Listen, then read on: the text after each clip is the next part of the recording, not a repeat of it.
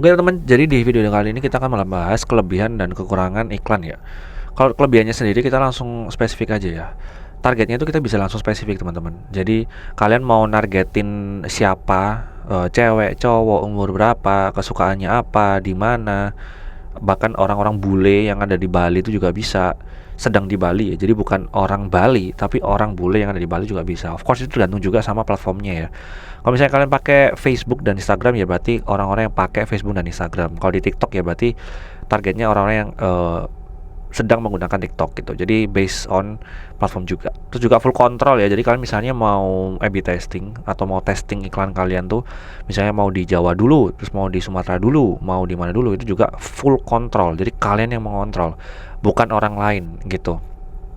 Terus juga hasilnya tuh sangat cepat sebenarnya teman-teman. Jadi kalau misalnya nih kalian ngiklan hari ini gitu, besok itu udah ada resultnya. Misalnya berapa ratus ribu orang yang datang ke website kalian atau ke sosial media kalian gitu, atau ke landing page kalian, itu semua bisa langsung ketahuan. Tergantung juga ya sama spending kalian. Kalau misalnya kalian spendingnya makin besar ya berarti makin cepat gitu. Terus juga ini bisa diukur. Jadi misalnya kalian udah seminggu ngiklan, itu berapa orang yang datang, berapa orang yang beli, berapa orang yang check out, berapa orang yang dapetin kontennya, itu semua bisa diukur. Dan juga bisa langsung di scale. Jadi misalnya kalian udah selesai nih testing di Jawa gitu, kalian bisa langsung scalable ke se-Indonesia.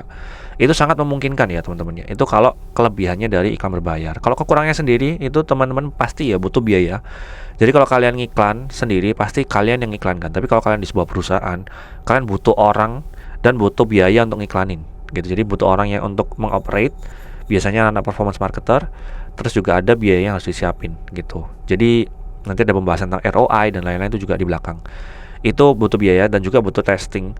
Testing yang dimaksud itu seperti apa sih Kak? Jadi misalnya nih kalian punya satu campaign gitu ya. Nah kalian itu idealnya harus ngebuat iklan 1, iklan 2, iklan 3 gitu. Jadi dari iklan ini kalian testing ke, tergantung ya, kalian mau ngetesting iklannya atau ngetesting usernya yang cocok yang mana. Kalau kalian mau ngetes iklannya, berarti iklannya ada beberapa ke sekumpulan orang gitu. Misalnya ke orang yang gendernya itu kebanyakan cewek, umur sekian sampai sekian. Jadi nanti mana nih yang works? Oh dari umur sekian sampai sekian nih, berarti yang works yang iklan pertama gitu. Nah itu kalau yang kalian testing adalah iklannya. Kalau yang kalian testing adalah marketnya, berarti kalian pakai iklan 1 nih, terus kalian testing ke beberapa market, misalnya ke cowok yang umur berapa, ke cewek umur berapa, terus ke yang seperti apa gitu. Jadi tergantung dari geografinya, kalian testing marketnya. Itu seperti itu juga bisa. Itu namanya A/B testing ya. A/B testing gitu. Nah terus juga ini untuk short term aja sebenarnya teman-teman. Jadi misalnya kalian lagi campaign itu untuk 1 kuartal atau 2 kuartal gitu. Jadi 1 kuartal itu di bulan pertama tuh pasti akan butuh iklan gitu. Tapi tetap seperti yang tadi gua jelasin ya di atas, bahwa misalnya nih ini satu siklus ya teman-teman ya. Satu siklus beriklan. Jadi ketika ini itu jalan iklannya, yang organik itu juga dilakuin juga teman-teman. Jadi ketika si yang organik itu udah winning, yang paid ini bisa time by time dikurangin gitu. Karena ini dua-duanya menurut gua sih tetap butuh duit ya. Karena ini misalnya ini bedanya lower cost aja.